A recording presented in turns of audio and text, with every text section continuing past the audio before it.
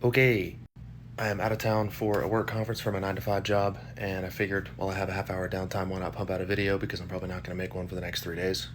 Going to talk a little bit about how to get started actually tracking your food and tracking your calories. Super simple process, really just 2 steps. Bear with me. You're going to go to the App Store, Android, iPhone, whatever you have. You're going to download the app, MyFitnessPal. Looks like this. That is your calorie tracking app. It has a repository of every food you could ever possibly think of or imagine. If it doesn't have that exact food, it has a very close equivalent.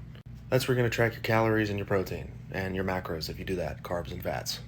Next, you're going to go to Amazon or Target or Walmart or whatever department store you have where you live. You're going to buy a food scale. You can find one for as cheap as 20 bucks, and it's so worth it and so critical. For the first few weeks, I recommend everybody who's getting started really trying to hit a calorie deficit for fat loss or just get a hold on exactly how much they're eating. I always recommend you use a food scale. For me, I used one for 3 or 4 months pretty religiously. I was cooking most of my own food. And once I got a handle on what 8 ounces of chicken looked like or what 500 grams of potatoes looked like, I started to eyeball and get pretty close. But the fact of the matter is, most people don't know what 8 ounces of steak or 500 grams of potatoes looks like. So it's important to learn, and using a food scale is the way to do that.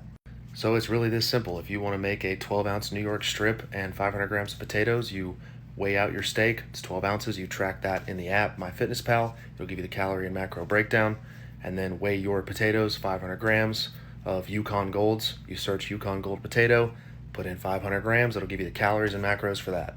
And do that for everything you eat. MyFitnessPal also has some restaurant menus like Chipotle, Panda Express, Longhorn, stuff like that, big chains.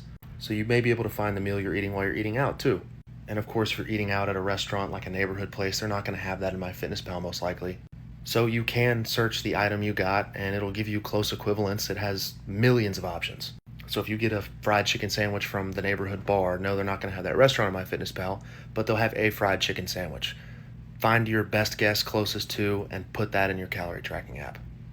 And that's really it. That's how you get started tracking your calories. Fitness isn't easy, but it is simple. Don't overcomplicate it.